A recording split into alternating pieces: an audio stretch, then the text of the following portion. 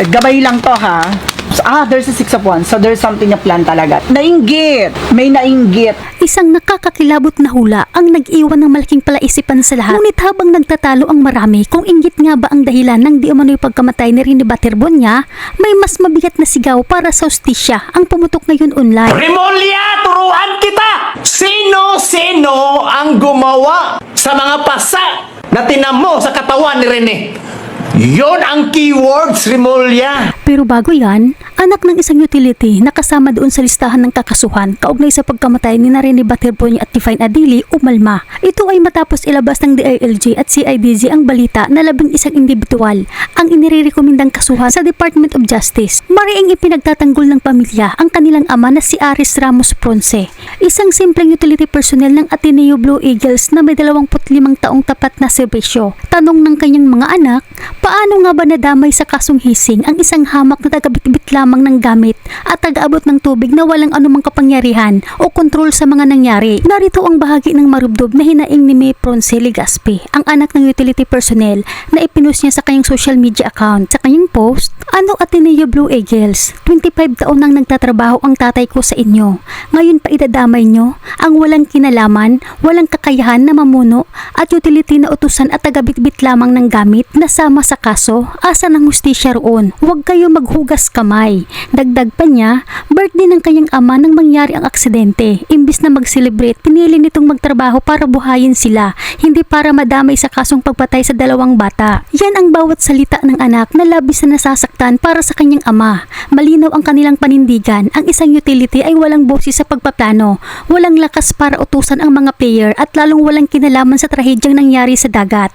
Maliban sa post ng anak, naging maugo ngayon ang mga netizens. Marami ang nagtatanong kung bakit hindi napasama ang mga players sa listahan na pareho naman daw silang magkakasama sa naturang aktibidad. At hindi lang yan, marami rin ang nananawagan na dapat kasuhan at pananagutin ang nagpatigil ng CPR habang sinasagip si Rene. Giit ng mga netizens, ang maling desisyon at pagkukulang na ito sa emergency response ay isa rin sa mga naging metsa, kaya tuluyang binawian ng buhay sina Rene at Divine. Marami din ang nagtataka at nagtatanong kung bakit walang paliwanag kung saan nakuha ang mga pasang nakita sa katawan ni Rene na siyang sinisigaw ngayon ng marami. Isa na rito ang isang netizen na ito na gustong malaman ang katotohanan. Rimulya, turuan kita! Ang logic dito ha, logic, Rimulya, logic. Sino-sino ang gumawa sa mga pasa na tinamo sa katawan ni Rene? Yon ang keywords, Rimulya. At sino-sino dito ang mga rotkos? Sus ko, kaway buot nga to ang DOJ.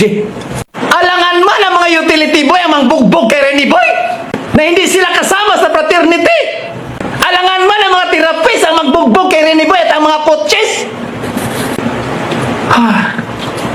Alam ko ang aktibidad. Kung sino ang member ng fraternity, sila ang papalo, sila ang bubugbog. Yun ang tinatawag na hising, inisisyon. So sino ba? Mga teammates! Tapos yung babae na nagpatigil sa CPR, tapos sinasabi pa ng babae na wala, malinis ang katawan ni Rene Boy.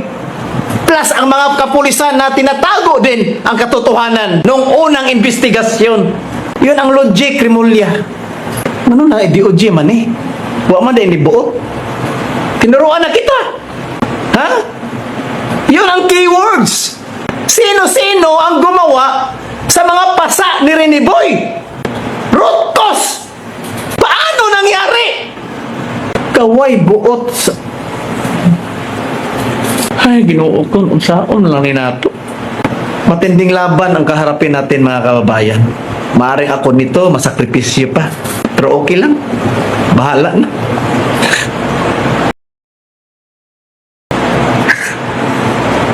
Bahala na yun.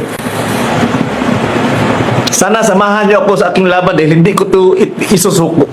Hindi ko to isusuko kahit isang viewers na lang ang manood sa akin. Hindi ko isusuko. Ang hustisya ni Adili at saka ni Rene Boy, hindi ko to isusuko. At para sa huli, lalo pang nag-aalab ang diskusyon online matapos pagbigyan ng isang kilalang faith healer ang kanyang mga followers na basahan ng baraha ang kaso ni Rene Baterbonia. Sa kanyang pagbasa, ito ang kanyang nakita, isang nakakakilabot na hula na nag-iiwan ng malaking palaisipan sa lahat dahil sa lumabas na pangitain. Alamin natin. So, makukulong ba? Or magkakaroon ba na closure? No, ang mga sangkot, no, sa nangyari sa kanya. There's a tower moment. Masisira. There's chaos. No, masisira to. Yung tao na yun. There's something chaos. With the two of pentacles, so there's a balance. So, magiging balance daw. And there's a six of swords. May balak talaga. Sa unang reading ko dito sa kanya, ay, kumbaga, balak nitong, may balak umalis. No? No, may balak umalis. So, yun yun. No, may balak tumakas yung tao na yun.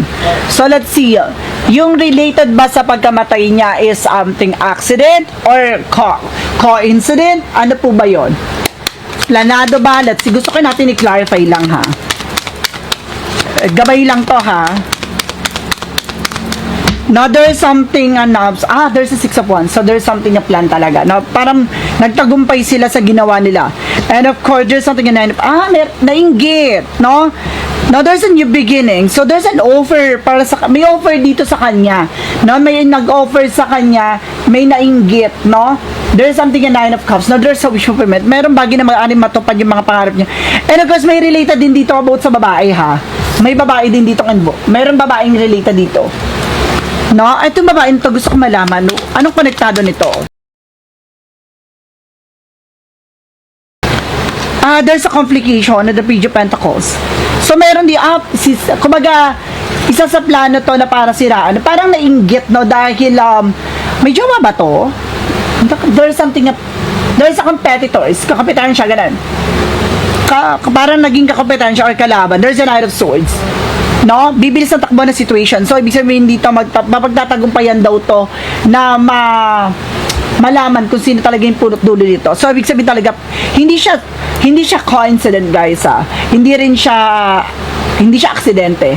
So, kumbaga, it's a plan. Planado talaga. Planado to, guys. Yung ginawa sa kanya. Now, there's a Ten of Pentacles. And the Ace of Cups. Ay, mahal na mahal niya yung family niya, oh. There's a Ten of Pentacles. So, gagabayan niya tong family niya. No? Gagabayan niya to, magiging maayos daw ang buhay ng family niya. Ano yung gusto sabihin? Or ipahiwatig? Or kay Rene Baterbonia, kung andyan ka man, kung baga, ano yung mensahe mo for your family? Now, in just for that, please give me an information.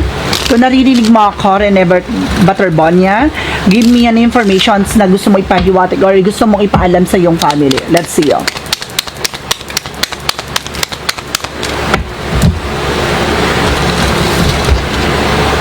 Oh!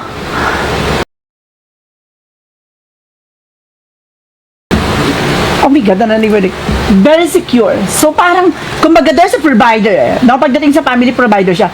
Kumbaga, meron ng decision dito na lahat ng bagay na maaaring mangyari pagdating sa family niya, kumbaga, ipoprovide. Ibig sabihin dito na, kumbaga, there's a blessing. This, guys, may tulong, no? Kumbaga, mag-flow daw yung blessing sa family niya. At yung nangyari daw sa kanya, there's a Ten of Swords. See, nakita niyo yan? Sabotage, betrayal.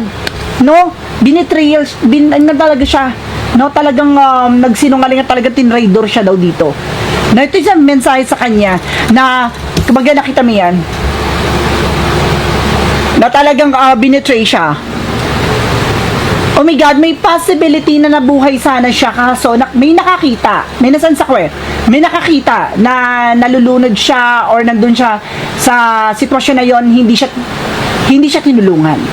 No, then of course, nung alam na wala na at saka humingi ng tulong or nakita na iaahon siya, ganon. So, meron dito may kinalaman talaga, guys. So, kailangan mag-pay attention. Na kailangan ng mabusising investigation. So, let's see. Additional messages. There's a Three of Wands waiting for a result with a ship. So, may lalabas na resulta daw dito. There's a Five of Cups, no? Kumbaga, meron daw ditong magsisisi. There's a regret, no?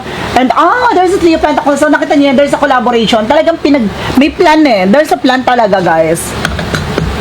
So, let's see. What is a shadow work represent what?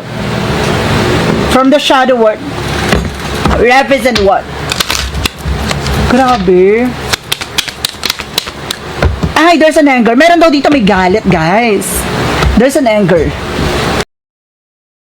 May galit daw to sa kanya. So, nagkaroon ng alitan or something.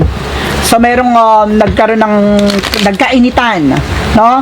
Siguro sa laro yan, no? Or maaaring meron ditong nagkaroon ng battle, something like that. What is the what lies beneath? We hit the future. From what lies beneath? We hit... Shuffle ko na very light, guys. Para mas pasabog. Kalo kayo na. May lalabas sa resulta at maaaring itong tao na to magsisisi to. Hindi lang isa, hindi lang dalawa.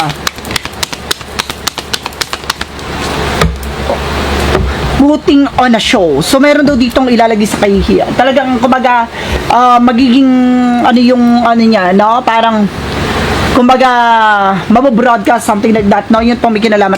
Knowing they fuck up. Alam niya na eh. Alam niya na tinarantada siya. There's a knowing they fuck up. So, there's a possibility na iayaan niya to, usigin niya. No, at the same time, hindi niya hayaan na ganun lang yung mangyari sa kanya. May pag-uusig dito, guys. Once again, ito ay pawang gabay lamang, no? Pwedeng mangyari, pwedeng nangyari, pwedeng hindi nangyari. So, ito ay gabay lamang, no? Mga kababayan, bunsod sa nakitang pangitain sa baraha na inggit at pinagtanuhan di umano ang nangyari. Posible nga kaya na nasa hanay lang pala ng mga players nagmula ang lihim na hidwaan na ito, lalo na't napakatindi ng kompetisyon para lang makapasok sa final roster. Kayo mga kababayan, naniniwala ba kayo na may nagaganap na sabotahe sa loob na kapunan na hindi nakikita sa opisyal na investigasyon? Pakomento sa ibaba ang inyong pananaw sa video na ito. Salamat!